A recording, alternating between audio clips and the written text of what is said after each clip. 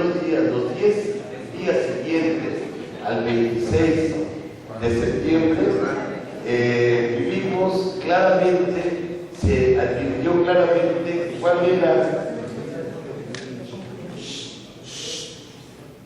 Se advirtió claramente cuál era la intención del gobierno de Peña Nieto de dar respuesta a lo ocurrido el 26 de septiembre en Iguala. Creo que fue muy claro y esto nosotros necesitamos interpretarlo bien, con cuidado, para saber si estamos avanzando o no estamos avanzando.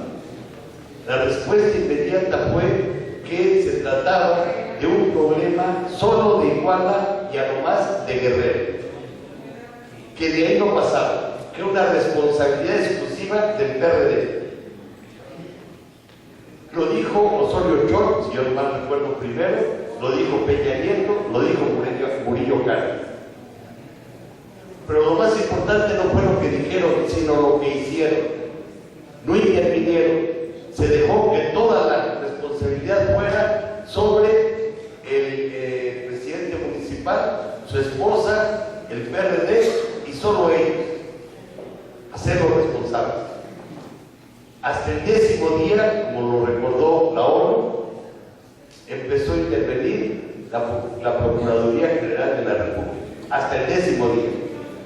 Y recordó la ONU que un asunto como el de Ayotzinapa, de los 43 desaparecidos, los 6 muertos y los 25 o 26 heridos eran para tratarse a más tardar el tercer día. Así se debe de actuar ante un crimen y una amenaza de vida de esta magnitud como la que estábamos viviendo en ese momento. Y el gobierno federal deliberadamente se hizo a un lado y responsabilizó al presidente municipal. Desde luego tiene responsabilidad, no faltaba más, a su esposa y al gobierno del PRD del estado de Guerrero, tratándose de zapar todo el tiempo el gobierno federal. Y lo que acabamos de ver este jueves en las ciudades más importantes del país y del mundo es que la responsabilidad es del Estado y como principal responsable del Estado, Peña Nieto. Ese es un gran avance que estamos viviendo en todo el país.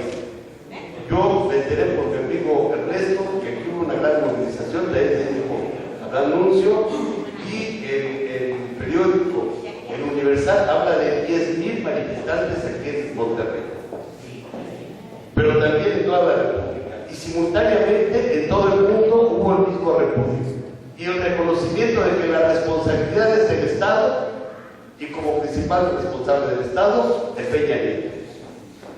O sea, lo que nosotros estamos viviendo en este momento, esta caída de la credibilidad, como lo mencionó Humberto, se convierte verdaderamente en una expectativa donde aquí estamos concluyendo. A quien preguntaba cómo podemos hacer para concluir las distintas luchas.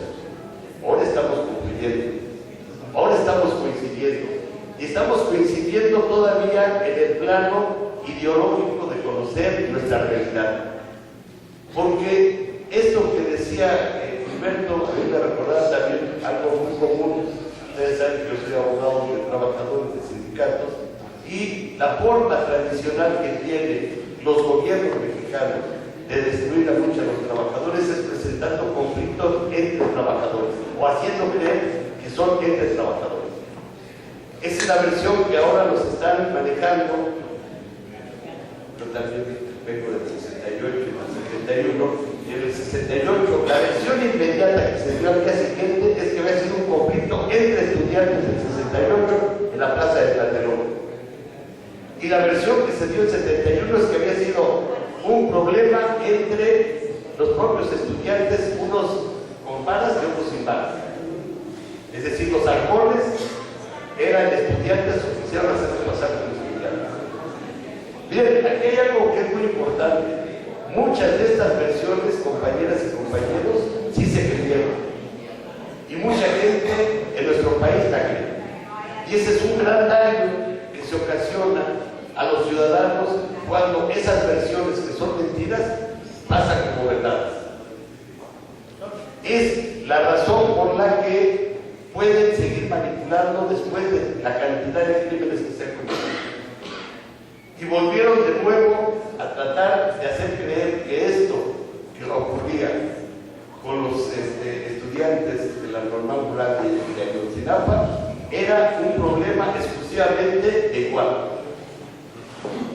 Esa fue su gran tentativa, pero además, por supuesto, detrás de eso había un intento muy importante que no hay que olvidar. Para Estados Unidos, el modelo ideal del país de México es que haya dos partidos de derecha. Y aunque el PRD sea un traidor, y sus chuchos y todos ellos, de todos modos, sigue siendo un partido que los molesta. Y miren ustedes, no está muy retirado el Michoacanazo. No sé si ustedes recuerdan que en Michoacán 13 presidentes municipales fueron detenidos acusados de narcotraficantes y los 13 fueron liberados. No sé si se acuerdan que en Michoacán un 15 de septiembre pusieron bombas. ¿Quién puso esas bombas que otro 15 de septiembre de este año revisó a toda la gente que entraba al Zócalo? ¿Se acuerdan que hasta los bebés revisaron para entrar al Zócalo de la Ciudad de México, no? ¿Por qué lo revisaron? ¿Quién tiene esa preocupación de que les puedan poner bombas? ¿Quién está articulando todo esto? Yo quisiera, por lo que he escuchado aquí muy interesante, decir lo siguiente, que el capitalismo desde su creación tuvo como principales víctimas a los obreros, a los niños, a los jóvenes, los ancianos y, en su versión en nuestros países, a los indígenas. Pero hoy las principales víctimas del neoliberalismo que vive en México son otra vez los indígenas, los niños, los jóvenes, los adultos mayores, los ancianos y por supuesto las mujeres. Esas son las principales víctimas, porque vivimos en un sistema profundamente injusto. Fíjense qué tan injusto es el sistema que vivimos, y hay que pensar en esto, compañeras y compañeros, que Salinas de Gortari en 6 años privatizó una cantidad de cosas impresionantes. Este presidente en año y medio ha privatizado mucho más que lo que privatizó. Dicen los economistas, yo no soy economista, pero dicen que Pemex vale 7 veces más que lo que valía Telmex, y con Telmex hizo el mayor millonario de este país. Estamos en una feria de entrega del país económica impresionante. Ya a la injusticia que existe en nuestro país vienen otras mucho peores, la entrega económica del país. Pero a esta entrega económica del país hay que decir algo. Nuestro país no se mueve, nunca se ha movido afortunadamente en una sola dirección. Cuando nosotros vivimos en México la conquista, no solamente hubo una conquista por la espada y por la cruz, también hubo una conquista mental e ideológica. Y desafortunadamente hemos sido colonizados en un tiempo y seguimos siendo colonizados. Y les voy a dar una prueba de cómo seguimos siendo colonizados. Todavía los que estudian historia, cada vez son menos, todavía los que estudian historia siguen hablando de la noche triste. Casi 5 siglos después, seguimos hablando de la noche triste, cuando debe ser llamada la noche alegre. Fue la primera derrota del Imperio Español que hubo aquí en México. Pero seguimos todavía con una serie de confusiones y tenemos que recuperar nuestra historia. La gran batalla de la Revolución Mexicana fue Zacatecas. Fue la única que derrotó al ejército porfirista. Esa fue la que derrotó al ejército porfirista. Fueron varias, por supuesto. Fueron varias. Pero el corazón de la derrota del ejército porfirista fue Zacatecas. Y Villa, además de haber organizado la batalla más importante de la Revolución Mexicana, sin esa batalla no se hubiera abierto un México diferente, porque esa batalla destruyó la dictadura. Las dictaduras no son bromas, Las dictaduras son las que impiden todo tipo de libertades. Las dictaduras de más de 30 años causaron un retraso a México que lo llevaron a la retaguardia de todo el mundo. Este país en la época de Porfirio Díaz ningún derecho conocía. Y México tuvo la gran capacidad de saltar, de ser la retaguardia del mundo a ponerse a la vanguardia con la Constitución de 1917, que no es obra de Carranza, es obra de un pueblo. Fueron los contrarios a Carranza los que le imprimieron el gran avance a la Constitución del 17, el artículo 3, el artículo 27, el artículo 123. Es decir, nuestro país nunca ha avanzado en una sola dirección, puras derrotas o puros triunfos. A mí lo que me preocupa es que somos una nación que recuerda más sus derrotas que sus triunfos. Fíjense ustedes, no mucho tiempo después de Santana, que entrega la mitad del país, pero hizo una cosa más peligrosa todavía, dividió al país. Hoy México está dividido. ¿Por qué está dividido? Porque tenemos un gobierno totalmente ajeno a los intereses del pueblo. Porque tenemos un gobierno producto de un fraude. Porque tenemos un gobierno que está entregando a Estados Unidos la nación. Porque tenemos un gobierno contrario a la soberanía. Fíjense, tenemos dos tipos de soberanías a saber. La primera, la nacional, que seamos un país que se gobierne por sí mismo, no lo somos.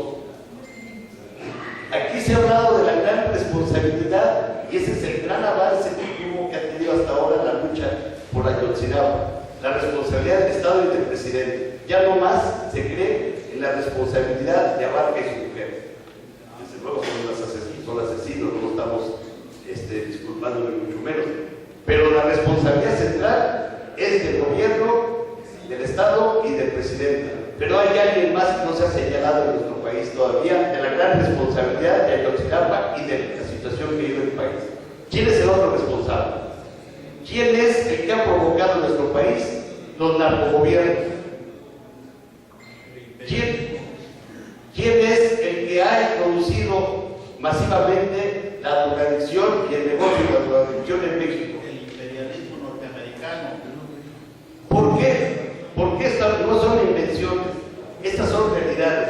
Porque el principal consumidor del mundo de la droga es Estados Unidos. Porque el principal financiador de la droga en el mundo es Estados Unidos. Porque el principal vendedor de armas a los narcotraficantes es Estados Unidos. Y el principal vendedor de armas al ejército es Estados Unidos. Nosotros estamos viviendo una realidad que tenemos que verla con cuidado. Y cuando yo planteo que hemos sido gente colonizada, que tenemos que volver a revisar nuestra historia, es porque en nuestra historia podemos descansar con mucha confianza a que tenemos capacidad de este país de superar sus problemas como este y aún más grandes.